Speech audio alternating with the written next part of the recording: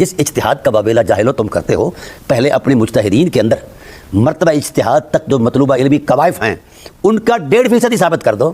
تم تو 1.5% بھی ثابت نہیں کر سکتے اور باتیں کرتے ہو اجتہاد کی. فلاں کام میں اجتہاد کے سپرد کر دیا گیا. جس طرح پر عربی سے کسی نے پوچھا کہ جو بندہ حضرت علی کو گالی دیتا ہے اس کے بارے میں آپ کی کیا رائے ہے، تو اس کو جانتا تھا، وہ جانتا تھا کہ کون دیتا ہے گالی. اس نے کہا یہ مجتہد ہے، یہ مطلب دے سکتا ہے گالی. لا حول ولا قوت الا باللہ. یہ ہے تمہاری اوقات، یہ ہے تمہاری علمی بصیرت.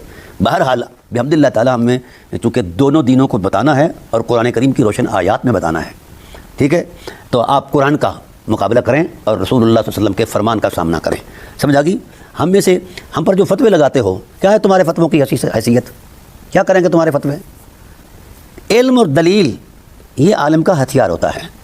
آپ علم اور دلیل سے ان حقیقتوں کو واضح کریں اور اپنے ننہال کی عصمت کو دلیل شرعی سے ثابت کر دیں. جب ساری امت بولتی آئی ہے، اصحاب رسول علیہم الرضوان، امہات المومنین علیہم صلوات اللہ تعالیٰ علیہن، وہ بولتی آئی ہیں. سمجھا گی؟ اور ان کی بابت وہ نماز میں قنوتیں پڑھتی رہی ہیں. بھول گئے وہ سب کچھ؟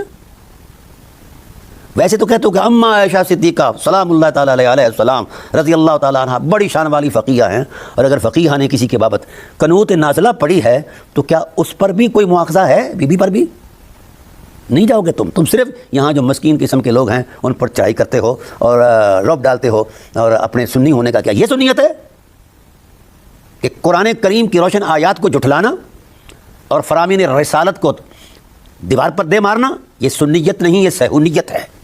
آؤ خود کو پیش کرو اور ہمیں بھی پیش کرو اللہ کے اس قرآن پر، رسول اللہ صلی اللہ علیہ وسلم کے فرمان پر، تو پھر فیصلہ کرو. ہم آپ کے ساتھ ہیں، ہمارا کسی سے کوئی جھگڑا نہیں ہے. ہم یہ چاہتے ہیں کہ پاکستان کی سرزمین جو ہے وہ مذہبی جارحیت سے بچی رہے، پاکیزہ رہے.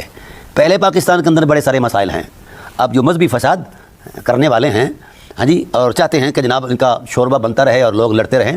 اب الحمدللہ تعالیٰ ہمارے جو ادارے ہیں وہ بھی مستعد ہو چکے ہیں اور سیانے ہو چکے ہیں، تمہاری حرکتوں سے آگاہ ہو چکے ہیں، اور عوام الناس بھی آگاہ ہو چکے ہیں. میں گزارش کرتا ہوں کہ بعد آ جاؤ، اس جھوٹ سے بعد آ جاؤ جو تم نے مذہب بنایا ہوا ہے.